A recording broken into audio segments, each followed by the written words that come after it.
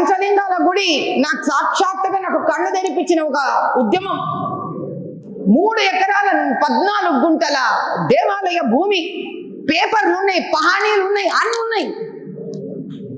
MIM దుండగులు వచ్చి ఇళ్ళు కట్టుకొని అమ్ముకున్నారు.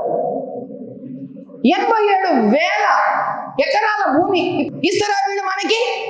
మన హిందువుల చాలా మందికి ఇండ్లు లేవు, ఎస్సీలకు ఇండ్లు లేవు, ఎస్టీలకు ఇండ్లు లేవు, ఆర్థికంగా వెనకబడ్డ వాళ్ళకి ఇండ్లు లేవు. ఇప్పుడు ఎండోమెంట్ ఇస్తారా మనకి భూమి? మేము ఇల్లు కట్టుకుంటామని చెప్తే ఇయ్యదు మనకి. మన భూమిని ఎత్తుకెళ్ళిపోయి రియల్ ఎస్టేట్ పనులు చేసుకుంటారు వేరే మొత్తం వాళ్ళందరూ.